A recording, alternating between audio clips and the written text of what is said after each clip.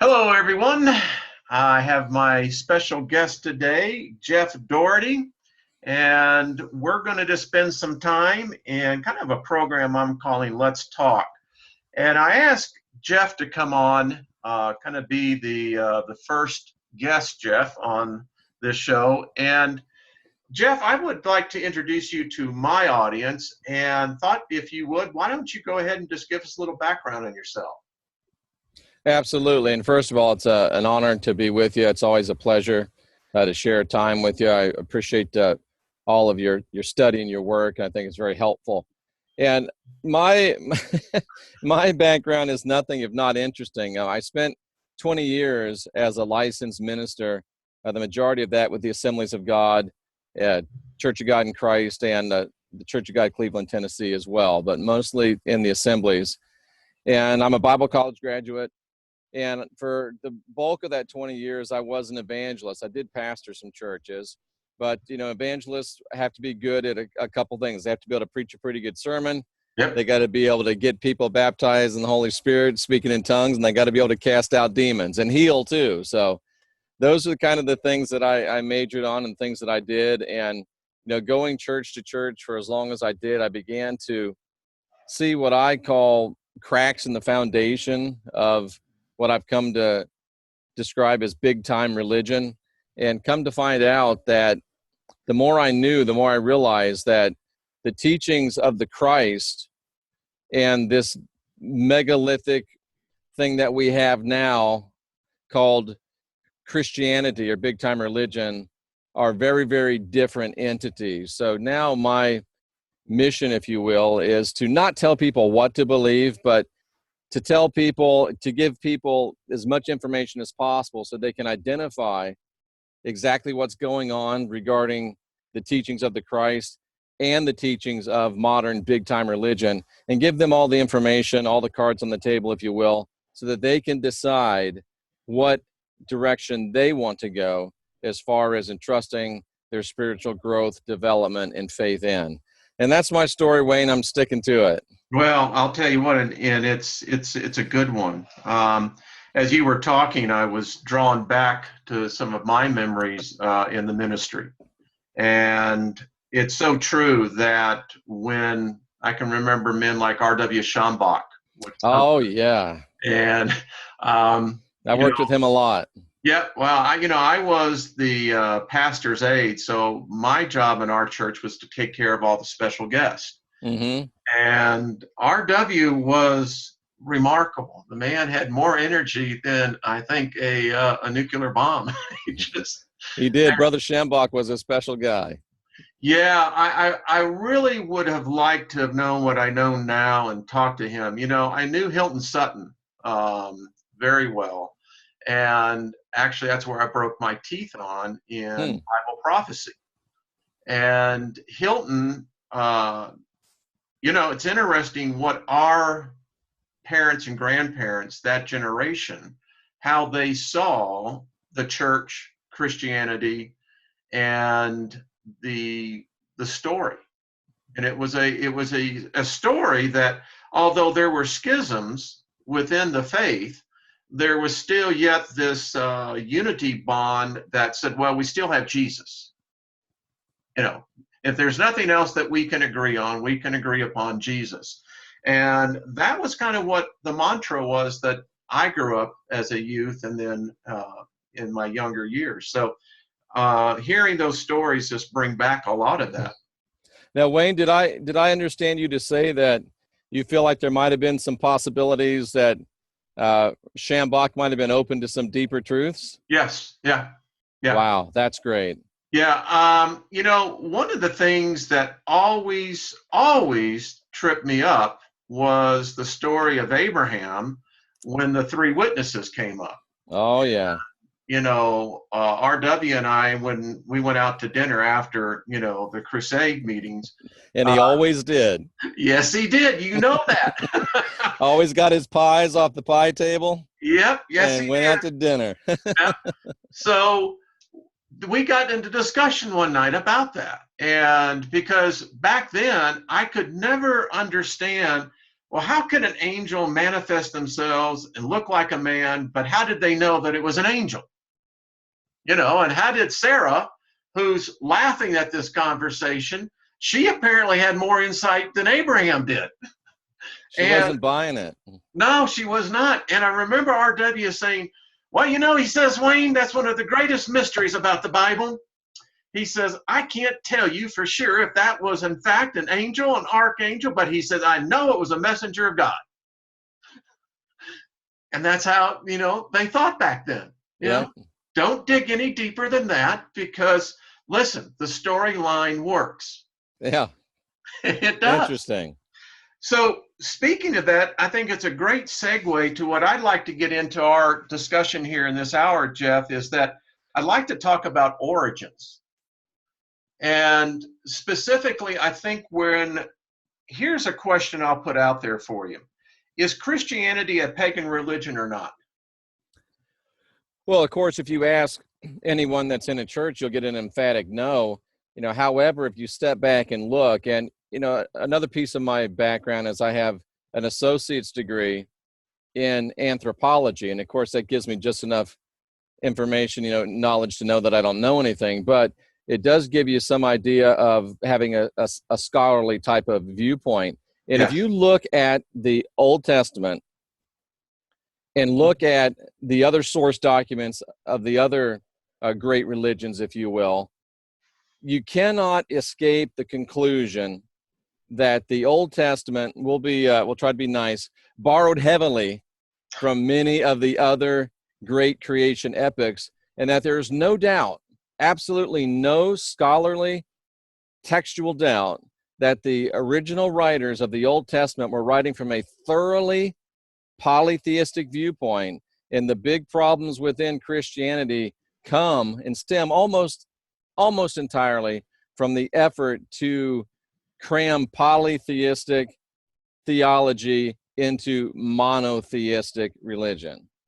Very interesting point, because that is a point of contention, as you know, particularly with modern day scholars in theology on Christianity, is, again, every religion that I have found, when you start talking about monotheism, and as what we have up here, ladies and gentlemen, is actually we're going to be getting into the Chaldean account of Genesis, which you may have gotten probably a view of this with Zechariah Stitchin when he actually got a hold of these tablets. And of course, we know where he went with this, but we're going to be talking about George Smith. But getting back to the point, I can't find a religion, Jeff, myself, that is totally monotheism.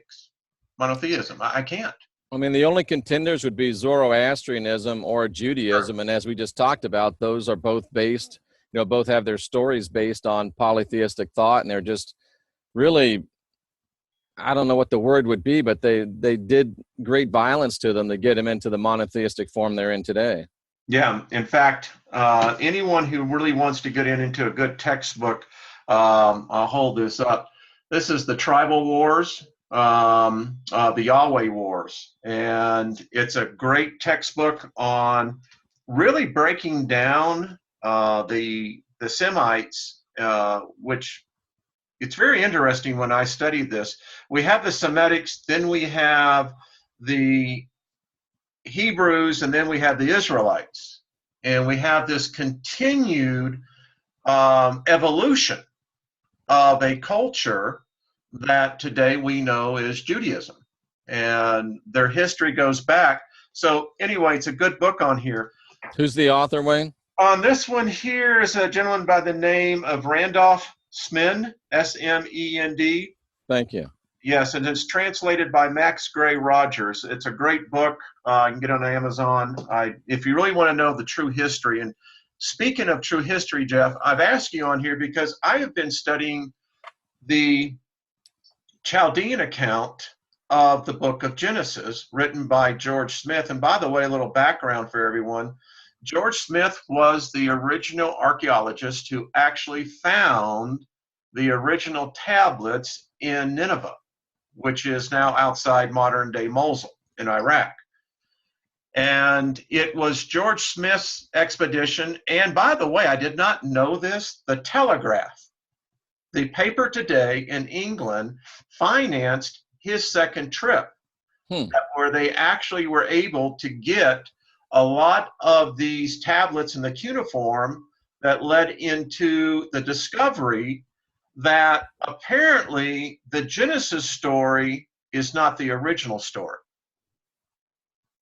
And in fact, Jeff, it gets even more interesting when we begin to find out that we find, as George said in his writings here, the Christian story of what we get in the book of Genesis, he said, is very thin on detail.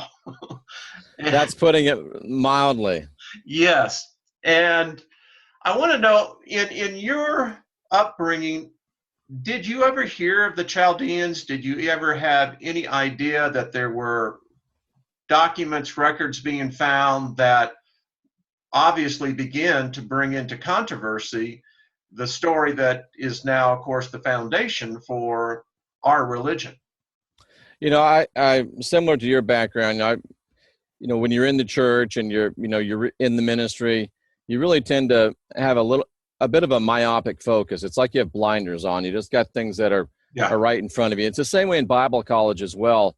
And Bible college is really in no way, shape, or form a liberal arts education, and it's really in no way, shape, or form a time of enlightenment. It's a time of indoctrination, and that's one of the things that first began to bother me, because I saw I went into Bible college thinking, here's these great men that have learned for themselves, discovered for themselves, and I'm going to get to take advantage of this. And what I found out is these guys are teaching from the same tired notes they taught from 30 years ago, and they're teaching what they were learned from some other man, that some man learned from some other man, and you're really getting third, fourth generation, hand-me-down leftovers, and you don't really get into much of the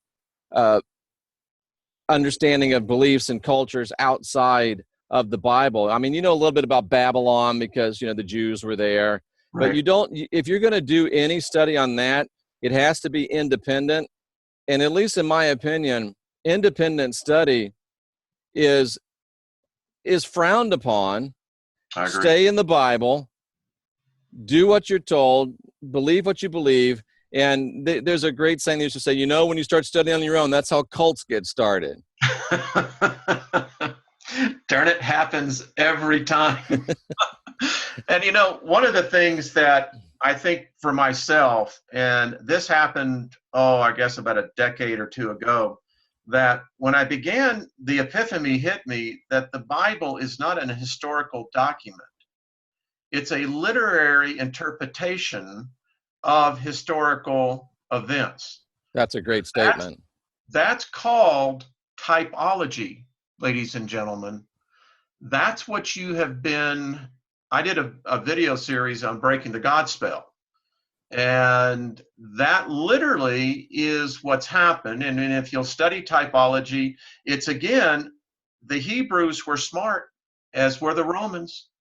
They knew things, they understood things, particularly about, I think, two areas, politics and religion.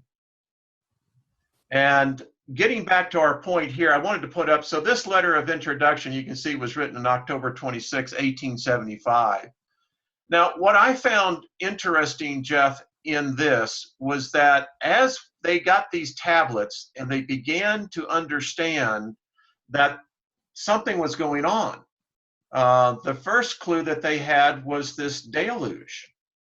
And sure enough, as more tablets were found, and by the way, just to give everyone kind of an historical perspective, these tablets date back to about 2300 BC.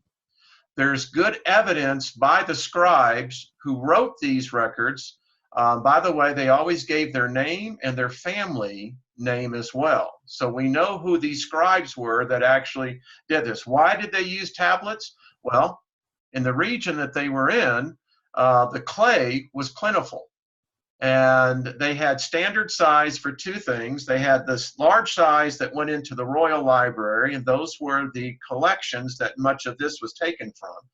And the sophistication of the Chaldeans, going all the way into the Babylonians and that whole region, I was quite surprised as to how sophisticated they were.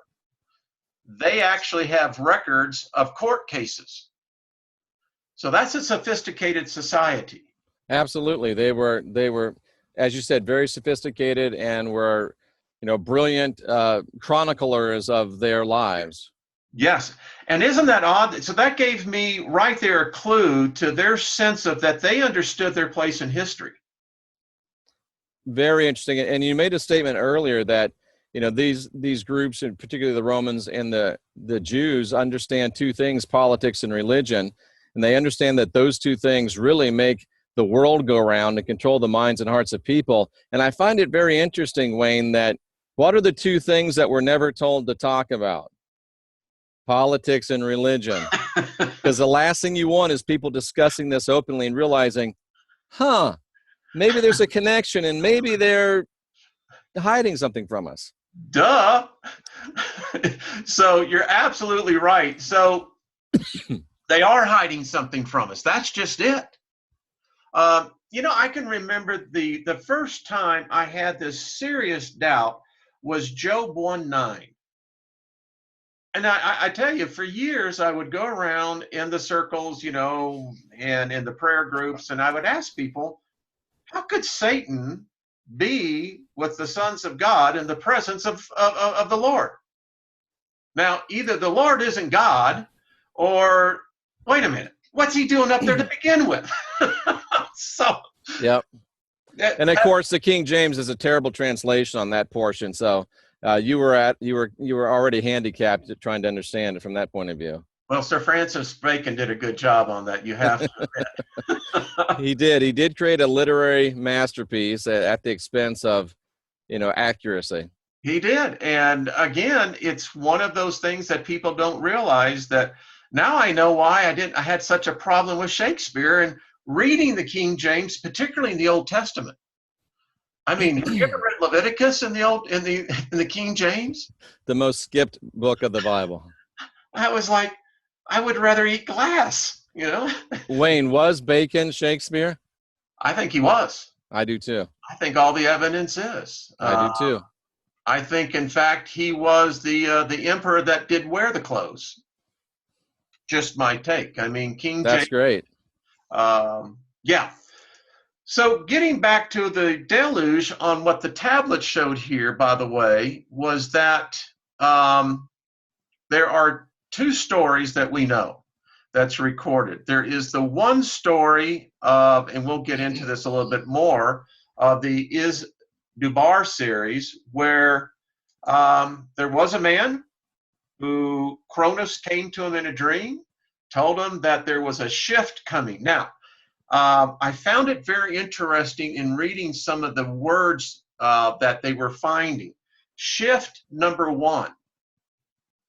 Okay, is it possible that the deluge was because of a pole shift? Just saying. Very interesting. Also, to all people who have heard about Nibiru, Planet X, there is an interesting word that I found in the text called Nibir, Nibir. Are you ready for this? I am. It translates wandering planet or star. Wow. And as the story goes, these are the rebellious spirits.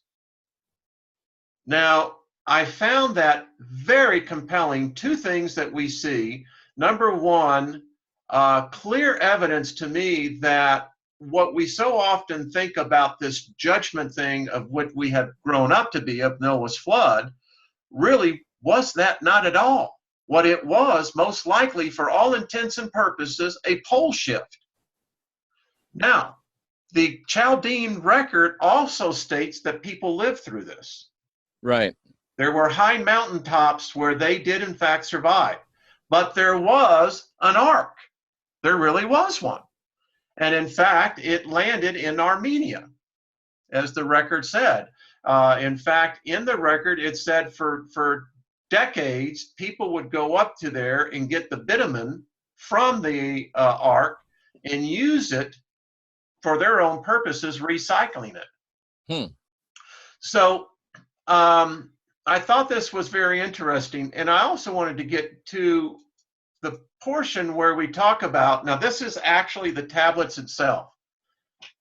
So you can see the challenge that they had here, Jeff, in actually these terracotta tablets. And this is actually the story of the deluge right here. So this right now brings a problem for the Genesis narrative, because again, we can see how they manipulated the genealogy to fit the timeline. Because if the timeline doesn't fit the genealogy, then you don't have a story. So I don't know if you've ever saw that before, but that's what they looked for. So I want to get in here too on the creation story itself. It's very interesting, Jeff, because we appear to have, and I want to get here. In fact, let me go back. I think we might have here. So we actually have a number of interesting characters that show up here. The big guy is Anu. Now, have you ever heard of him before in your studies? I have. That's, he's kind of the, if you're talking about the Anunnaki and all that stuff, yeah, he's like the big god. He is the big god. So I want to get in here specifically to talk about, here we go. So we start talking about the god Anu and Elu. And what I have found, Jeff, in tracing this, and it's just my take on it, they get into a lot of the history about the city of Ur and how Ur was very important because it was the seat of the moon goddess. Now, it's very interesting, our patriarch, Abraham, that when you begin to study his true lineage, quite a different story. And that's one of the things that began to get me going, okay, so what's going on here? I mean, if Abraham is the patriarch of both the Hebrews, the Muslims, and the Christians, then he becomes basically your cornerstone of which you build your faith on. The cornerstone of all the Abrahamic religions. Basically correct. And it's clear to me that as I had continued to study this, that what we have begun to see was that the story, as they have always been, were told typically word of mouth. And linguistics will tell you that the problem when you start dealing with stories that are not written down, because once they're written down, we now have what they call a hard record of it. And unless it's purposely destroyed, we now have something we can refer to, as opposed to the legends that are told around the fire tale. Now, no one would go into a library, say in Alexandria, and intentionally burn stuff, would they, Wayne? Oh, no, that would never happen, would it? Certainly not by Christian people. And, I think the other thing, too, Jeff, that I always pondered upon, my wife and I was just talking about this the other day. I was telling her, as I grew up, I said, if you'd asked me, the world evolved around the nation of Israel. That history was defined by the events of this tiny little nation and small group of people. And the reality of it is, actually, they were a very small part, an insignificant part, may I add. A footnote. A footnote. Which leads me, by the way, my friend, and I'm going to be jumping back over here. Have you ever heard of the ball theory of Christianity? I have. Well, not to be confused with, not to throw a wrench into our flat Earth friends. No, I'm not even going there. The ball theory. Listen, I have made it this far. And I've realized a few things. Number one, I still love the book of Proverbs. And one of my favorite ones is that if you're going along the road and you see an argument going on, don't stop and get in the argument. Just move on. Just keep going. I'm with you, Wayne. That's my plan too.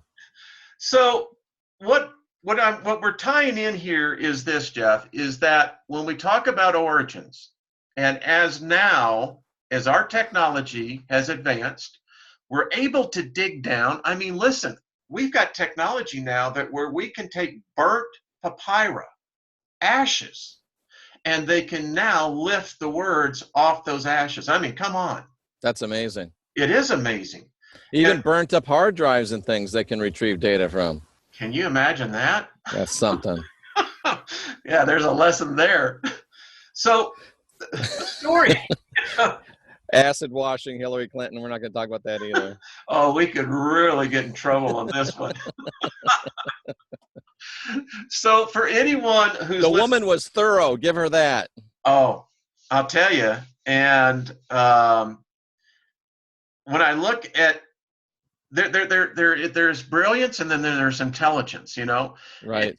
And intelligence is something that can be measured. Brilliance, I think, is just like trying to define consciousness. We can see it. You know what it looks like, but don't know how to define it. It's the old story of the politicians trying to define pornography. Well, we can't really define it, but we know what it is when we see it. Exactly. Yeah. What was that? You know?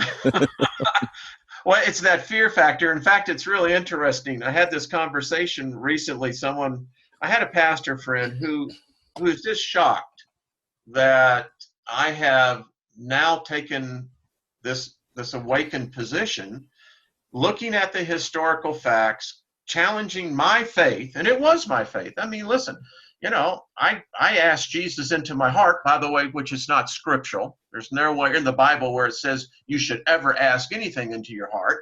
But that was at 12 years old.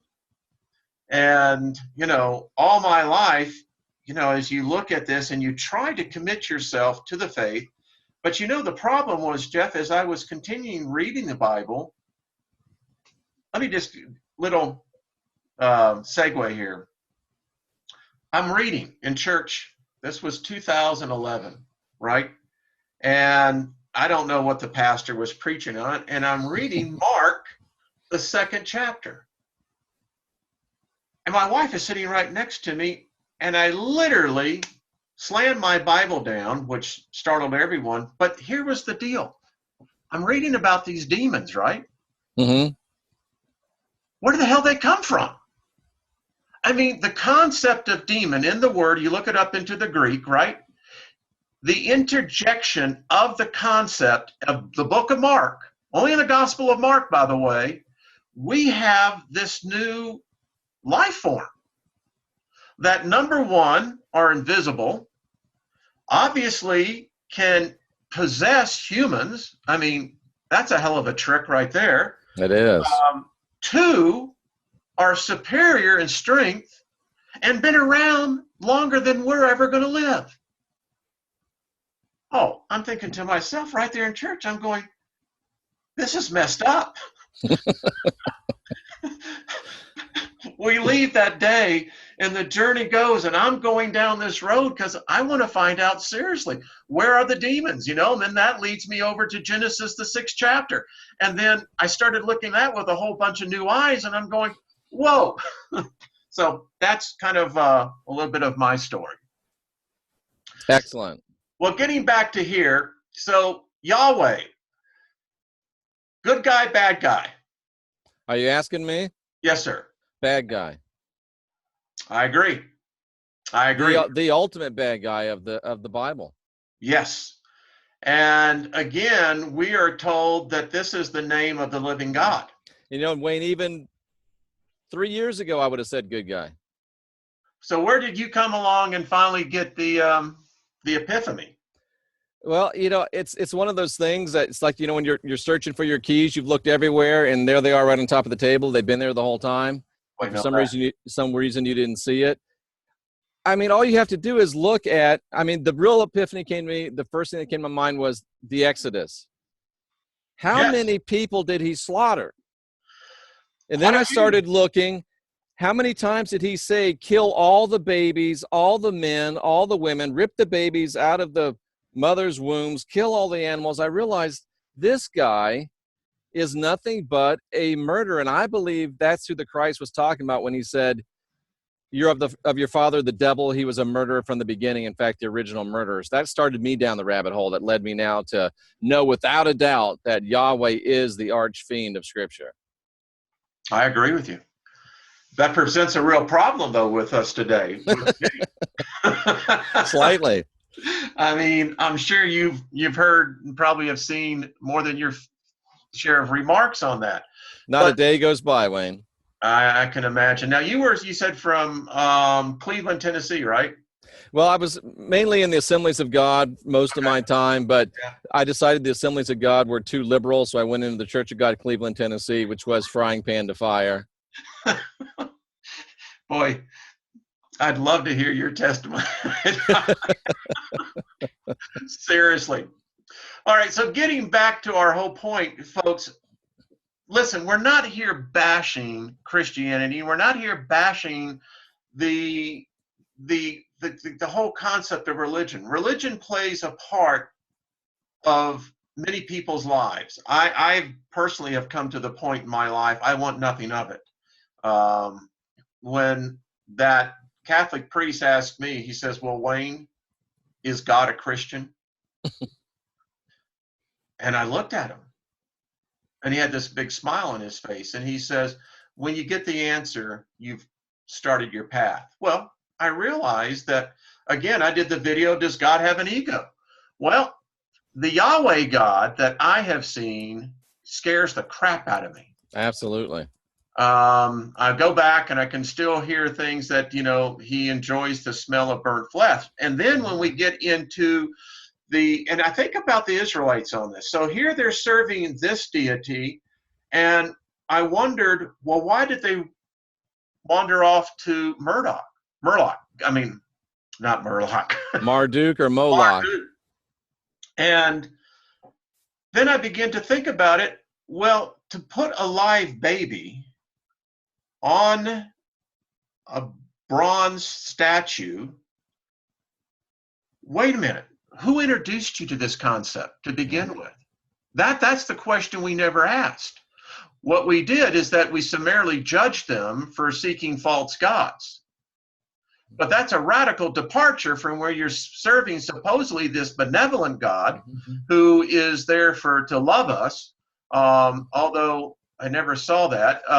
And Wayne, how do we miss the fact that by his own admission, Yahweh is vengeful, wrathful, jealous, and prone to fits of fiery anger? He tells us it over and over and over, and somehow through the maze of the mind meld that we were in, we never saw it. Listen, I always tried to figure out, and I'll tell you what scared me many times was the verse that Paul wrote when he says it's a terrible thing to be in the presence of the Lord. Of the living God, absolutely. I'm going, well then, what am I being saved for? Absolutely. Absolutely.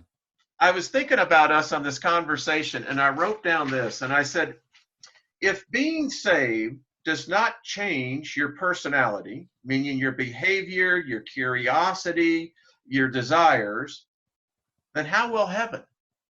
Good point. And if heaven doesn't change your personality, then that isn't going to be heaven anymore. It's like the bumper sticker I saw in Las Vegas back in the 80s when I was at a convention. You go by the gift stores and they have these racks of bumper stickers out there. And it said that Jesus loves you because everyone else thinks you're an asshole.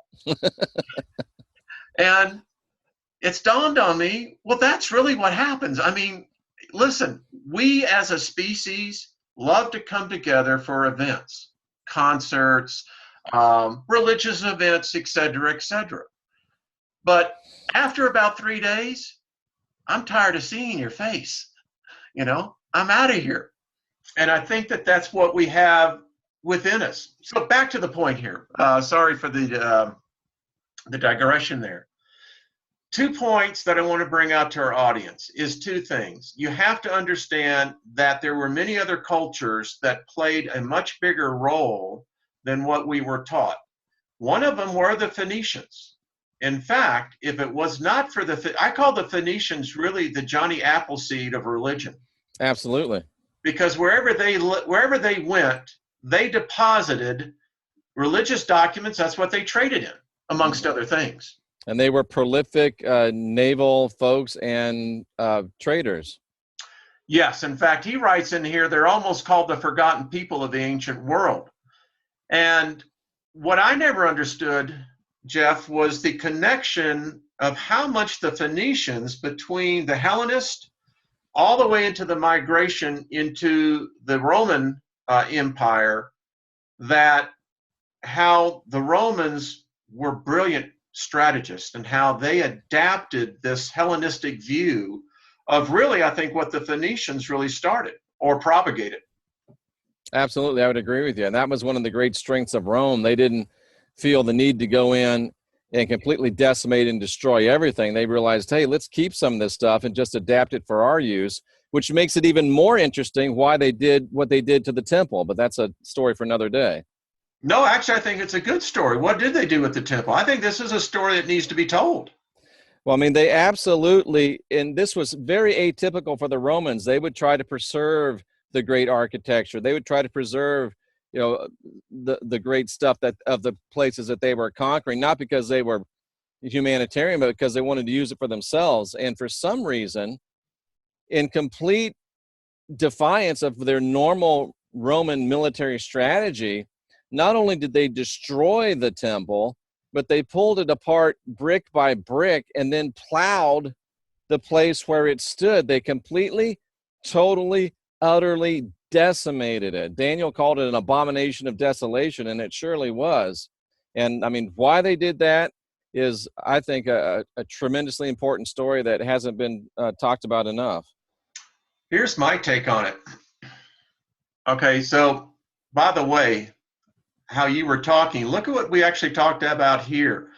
What we now know is the efforts of these empires was the number one, to leak political and military history to the time of the development of religion itself.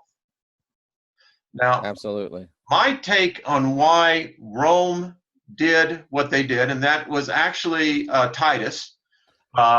Interestingly enough, the linchpin and the whole thing of destroying the temple was provided to him by one of his generals who was Jewish, whose dad had given the money and some say the designs of the temple doors through which they were finally able to breach the temple. Exactly. Traitor from within. Unbelievable. You can't make that stuff up, Wayne. No one would believe it, and yet it's true. It is absolutely true, and that's the problem with most people, Jeff. And I tell people this all the time today. I said, listen, I'm not anti-God. What I am is this. I'm tired of people being ignorant. We believe in a God that we don't know anything about. We believe in a history that has no place in reality other than the fact that it has historical events woven into it. And yet, those of us who come out here and just simply try to bring the facts as to what they are, we're called the heretics. We're absolutely called blasphemers. And quite frankly, when you begin to understand that there is no heaven or hell, it's a made-up concept, folks. It really is. These cats knew about it. What you're seeing here, these people who lived almost 6,000 years ago, folks, and beyond, they knew about this. They knew the concept of what happens at death. Now, going into our story, Jeff, as it's happened, when you have what I call divisions, this is when groups of people move apart, what they typically carry with them are their belief systems. They'll take those belief systems as they move, and then as they begin to adapt new ones, because after 2 generations, the 3rd generation is almost forgotten. Well, do you remember your great-grandparents? No. How about that? How about their lives? How about their political? You see what I'm saying? That's profound. 3 generations, the knowledge is lost. And what happens is that it becomes. Now, here's the one thing I want to tell all of my Christian friends. If you think that this is heresy, you got to remember, if you go back and you want to take your Genesis story, so you got Joseph, who ends up in Egypt, second in command, and you have his family that's there in Egypt for 490 years. What do you think is going to happen in 500 years of cultural shifting? You're going to have the belief systems. Now, it may be an amalgamation of the legends that you carry, because by God, I got a family name. Yep. And don't you mess with my family name, Jack. You see? And that goes with us all the way back from the beginning. Yep. So this is how the stories have gotten so messed up. And as much as they tried to cover up, particularly I think the first 12 chapters of Genesis, now we know that the story, where it comes from. And Wayne, what kind of people what kind of people are we if objective empirical history can be described as heresy? Who are we and what are we involved in if history equals heresy? Yes, yes. It would be the only thing that I can say, Jeff, and I'll just be very candid here. We are a species with amnesia. Are you there? Jeff? Jeff? Did I lose you? Jeff? Hello? It looks like I'm here. Okay, there you go. We just kind of had a little bleep there. Yeah, everything still looked good over here, but we are having some severe atmospheric conditions. So what was your point there before we got cut off? I can't remember. I think that I've heard that statement somewhere else. We are a species with amnesia. It's a famous quote. Dr. Robert Speer wrote that, and the evidence is very clear. Listen, absolutely. When we broke the code to the human genome, that's, folks, just to let you know, breaking the genetic code of who we are. Now, we haven't broken the cell code, but we broke the genetic code. And when that information came out, it was startling, Jeff. Absolutely. Because, again, what Paul Smith said in his writings here was that, unfortunately, the Genesis story is very skinny on details. And part of that detail is that we don't know where all these people come from. One of the stories I will elaborate here that I found fascinating, Jeff, in the stories of the tablets was the beginning of the world. And in this, the story is this. I'm going to try to get this for you. Now, Wayne, wasn't Abraham either from or spent a great deal of time in that little town you talked about called Ur? Yes, in fact, his family were of the priesthood. And what was the god of that place? Actually, she was what they call H-E-A, excuse me. A lunar god, correct? She is a lunar god. And how interesting is that? She is the god of fertility. This is also, when I traced her back, before time existed, according to the record written here, there was, you can't, and people can't get this concept, but I'll just put it to you. There was a place called Chaos. Chaos was a water place.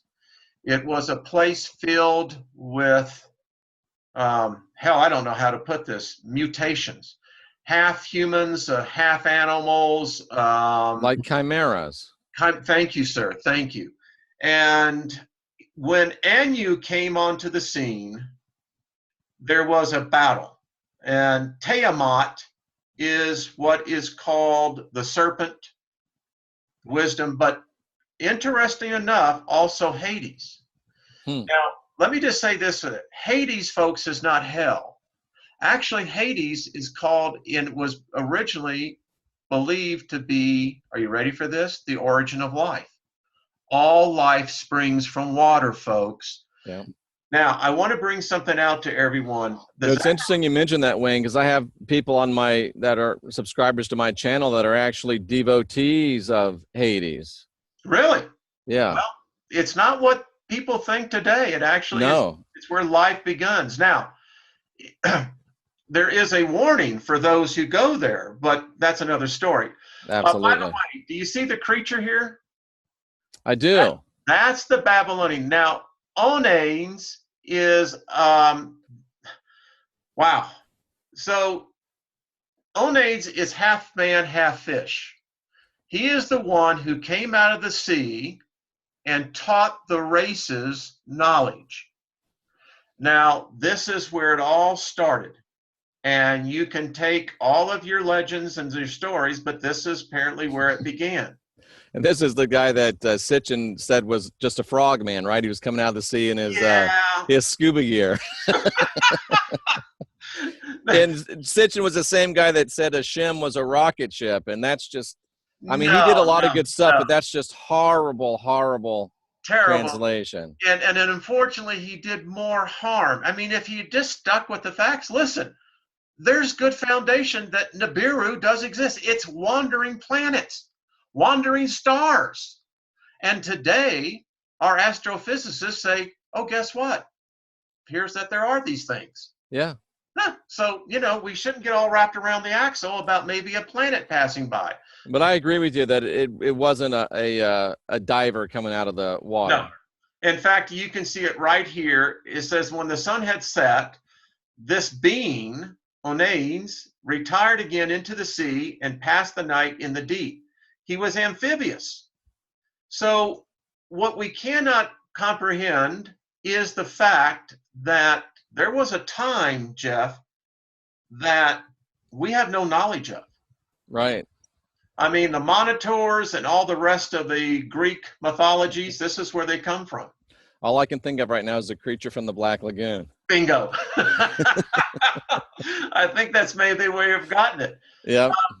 So I know we're getting almost up on our time here. Boy, it just goes by too quick. It does.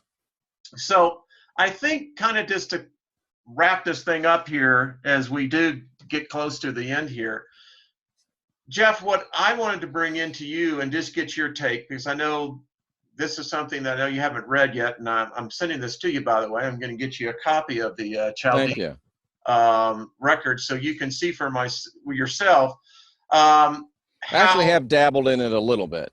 Okay, so you have some good foundation. And listen, folks, any of you can get it on Amazon. It is well worth the read. If you really are like me, Jeff, I'm dedicating my life to really, because I wanted to know what the soul is. I sometimes feel that our species has been so abused because, by the way, the fall of man is also described in the Chaldean text, but it's not the way that we were told. Apparently, man was elevated to the level of the gods. He walked with the gods in the garden. The garden is where the gods lived, and man was considered to be unique in the way that he was created because he did have the breath of the gods in him.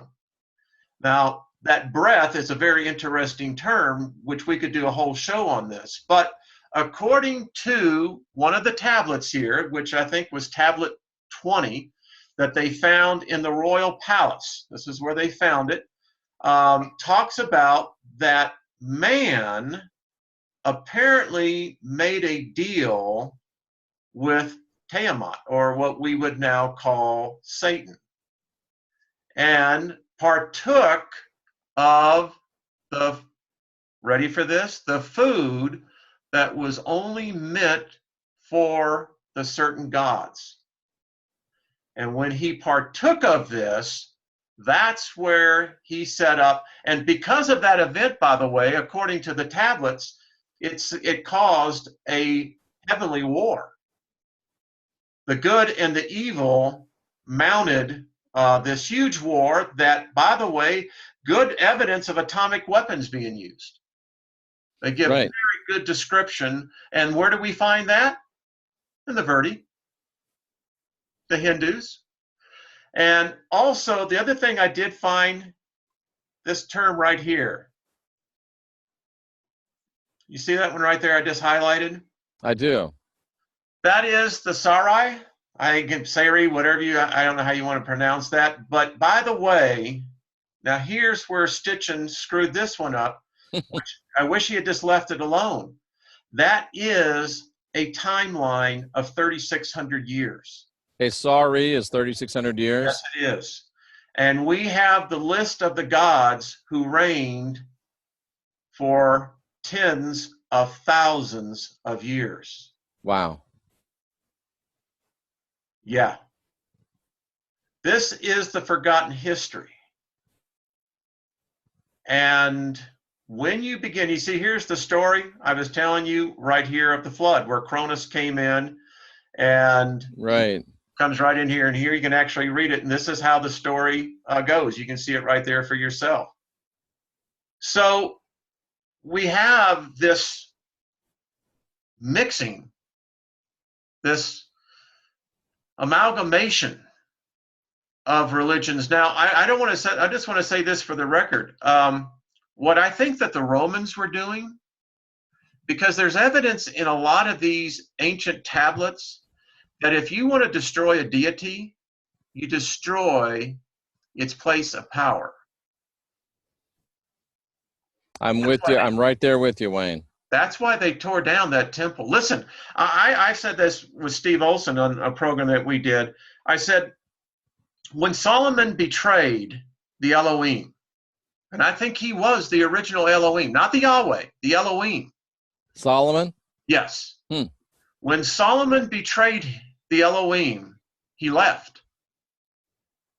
And if you study the temple, and unfortunately we don't have a lot of hard records on that. Right. It's a lot of mythology and it's a lot of legend, but apparently there was a unique power source that resided at one time with the Hebrews. Was it the Mhulu, Wayne? Oh, you would bring that up. Was the Ark of the Covenant and the Mhulu, were the Ark of the Covenant and the Mhulu the same thing, or things of the same? I think they were group of technology. One of the same. I agree, 100%. Yeah. Technology. And you know, isn't it amazing how we still today, and I was trained, I mean, when you said indoctrination, that's exactly what they do. I mean, you know, it's indoctrination. Absolutely. But we think in technology today, except when we go and read the Bible. Exactly. It's like, well, there was no technology back then. So, well, Jeff, I know we're about here at the end of the time. Listen, I enjoyed this. I hope you will come back and join me again. And, you know, I think that it's important that we can start talking about the alternative of where the story that we grew up on, were nurtured on, where that story actually originated from. Absolutely. And if it originated from somewhere else other than what we have been told, then that tells me then we need to go and find out what was going on where this original story was told. I agree 100%. And listen, I champion your cause. Listen, give my viewers here how they can get to your channel, website. I know that you take donations as well. What can I do to help get some notice for you? Well, the easiest way that people can have access to all my heresy in one-stop shopping is just to go to the YouTube channel. If you go to YouTube and put in Jeff Daugherty Show or Christian Whistleblower, it'll pop right up. And we've got now just short of 700 videos. So there's a lot there. It is categorized to a great extent as far as subject matter. And there's a place that says start here. And if you do want to understand and know where I'm coming from, that's a great place to start. So, you know, my website is jeffreydaugherty.com, but probably the best place to go is the YouTube channel. And the thing that really sparks to my mind, Wayne, and I think something that you're really helping is, you know, for 2,000 years, we have really been faced with a controlled narrative. The powers that be have had the power to control access to information. And it's only really within the last 20, 30 years that this great thing called the internet has made now all the wisdom, all the knowledge, all the data available to all of us. So we have a choice we have to make. Are we going to keep our head buried in the sand, believe what we've always been taught, and just go on down our happy road? Or are we going to be people of integrity and honesty and look to see what lies behind the foundation of our faith? And that's kind of your mission, isn't it? I mean, I It know is. it is, and I think there's more of us that are coming to this realization. And what do you see your long-term mission being now, Jeff, as you begin to get in this portion of your life? Well, you know, my mission still remains to be a person that provokes people to go and investigate what they believe and helps point them to not only information but the tools of how to do it. And something that I never saw coming, Wayne, you know, when I was a preacher, I was a pulpiteer. I wanted to preach and run. That's really what I was about. I did have to do a lot of praying with people, but I didn't do it willingly. But now I'm working with people one-on-one every day on an individual basis. And I can't tell you how tremendously rewarding it is to see people's lives change, you know, like that right in front of you, total, complete transformation. So still probably the primary focus is getting the information out there and equipping people to at least be able to understand what they believe and why. But taking it to the next step and actually working with people on an individual basis has been tremendously rewarding and a real surprise to me. What are you seeing with people that spend this time with you? What is the first evidence that they talk about? Well, the big things that I'm finding there's really two main things. People seem to have these gaps in their analytical mind, the mind that runs constantly, the mind that is supposed to be a complete record of every sensory input you've ever received from the time you were able to receive sensory input.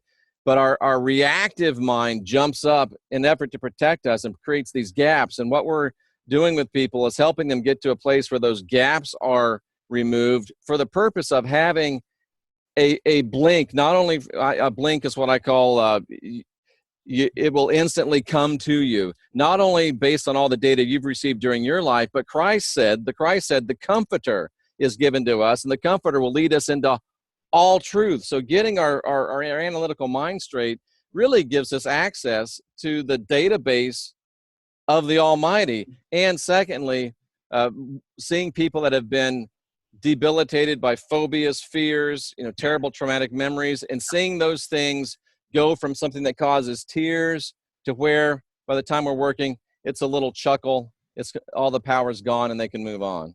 I actually had a couple write me, and it was a very touching email. And excuse me, they said the one of the things that we've learned from you, he said, you've made us free. He said, we were held in such religious bondage. Absolutely. He told me, he said, they were so afraid that if they didn't spend their time in Bible study and prayer each morning, they felt that God was punishing them during the day. Absolutely. And they said it over and over again, just thank you, thank you, thank you, thank you. So, yeah. Jeff, I have one question for you.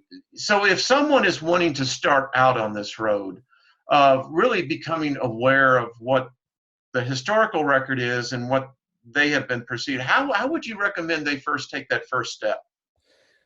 I think one of the great ways is, to watch people like you and, me and Rex Bear can help point you towards some good things. But to me, the easiest, most basic step is this. And I don't work for BibleHub.com. I don't get paid by BibleHub.com. In fact, they would probably be horrified to know that I use them.